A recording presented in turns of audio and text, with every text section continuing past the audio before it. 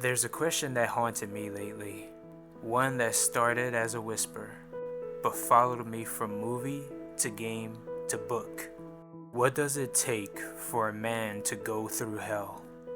It sounds dramatic, I know, but the more I thought about it, the more I realized hell isn't fire and brimstone anymore. It's rooms, it's guilt, it's the echo of something you can't fix. And if you've ever watched 1408, played Silent Hill 4, The Room, or tried to read Dante's Inferno, you've been there too.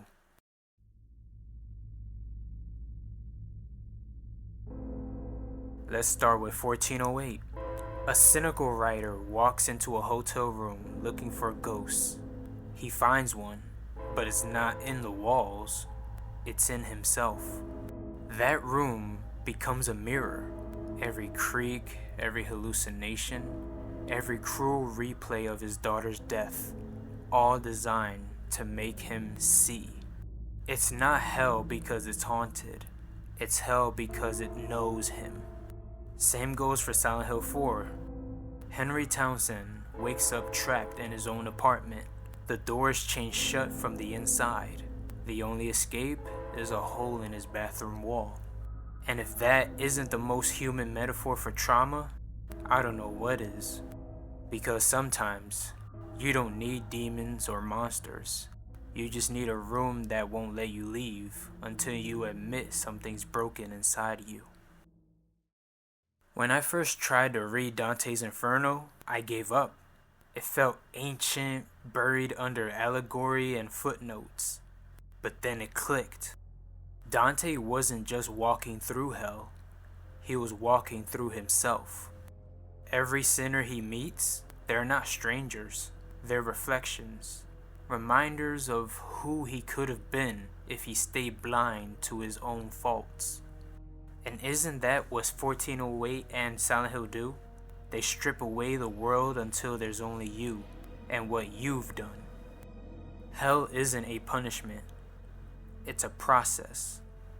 It's the journey from denial to awareness, from suffering to understanding. And maybe that's why these stories resonate so hard, because they're not about monsters chasing you, they're about the truth catching up. Both 1408 and Silent Hill 4 have multiple endings. In one, the man escapes. In another, he burns. The question isn't which ending is canon, it's whether he deserved to leave. Because in both stories, like Dante's Inferno, escape isn't about survival, it's about acceptance. Sometimes you can't get rid of bad memories. Just gotta live with them.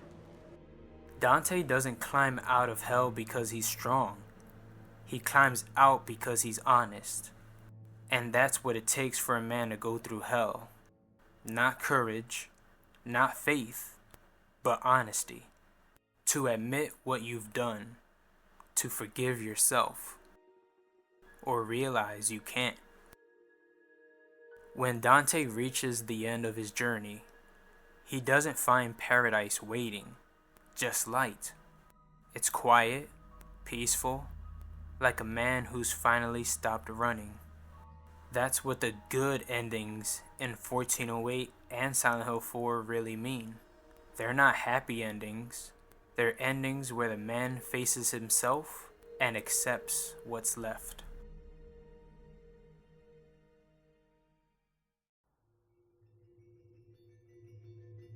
Hell doesn't take strength to survive. It takes surrender. Maybe hell isn't somewhere we go. Maybe it's somewhere we're sent to remember who we are. So I'll ask again, what does it take for a man to go through hell? Maybe it takes losing everything. Maybe it takes honesty. Or maybe, just maybe, it takes finally looking in the mirror and not turning away. Because sometimes